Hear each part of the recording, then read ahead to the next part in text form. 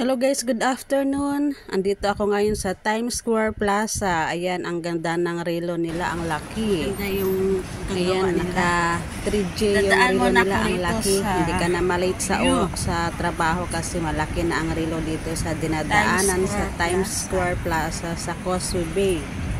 Ayan, ang maganda nilang display dito sa baba ng mall. Napadaan na ako kasi ito yung dinadaanan ko papuntang market. Ang ganda kasi dito minsan yung mga garden nila, so nakaka-enjoy tumingin sa mga halaman. Ang ganda ng mga bulaklak dyan. Ayan, so enjoy watching guys.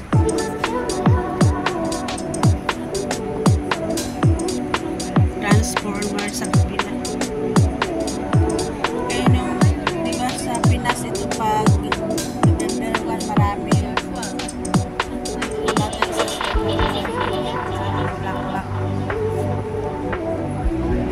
Ito si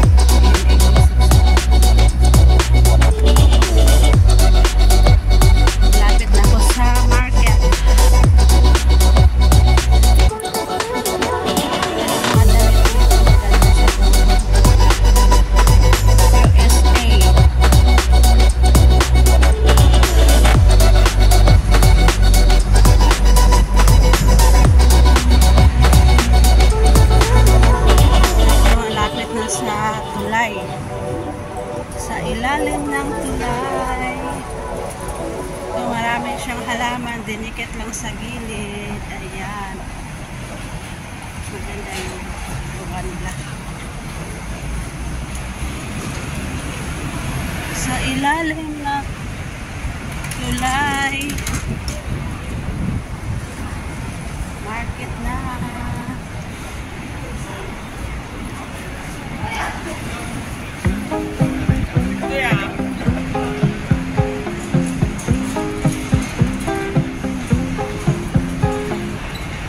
Only bar that she loves sells sushi.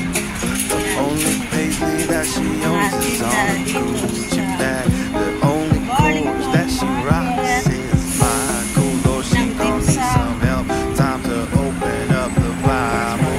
Ain't no need to be afraid now, honey. I'm gon' show you how we do out in the country. I'm gon' bring you back to life. Take you on a Sunday drive in your white Rover. Get some mud all over them times. Sipping moonshine, reminiscing about them good old days, baby. This is how we do it in the country. In the country. You see, 4x4, it ain't 16, it's just a way of life. 4 a.m. freezing your butt off in a duck line, ripping lip out on the lake that's speaking my language. I know aliens exist, but this is how we out here living in the country. Gonna bring you back to life, take you on a Sunday drive in your white Rover. Get some mud all over them tires. Ito yung fountain dito sa Hong Kong Park. Ang ganda dito, dumaan lang ako kasi day off namin ngayon. Ayan, ang ganda ng fountain. May nagpa-picture sa loob pero tumatalsik kasi ang tubig, mabasa ka rin yan. Pero madali lang ikaw pag nagkuha ng picture. So, dito ako dumaan, shortcut. Ayan ang display na bulaklak dito sa Hong Kong Park. Ang ganda dito guys. Ayan oh.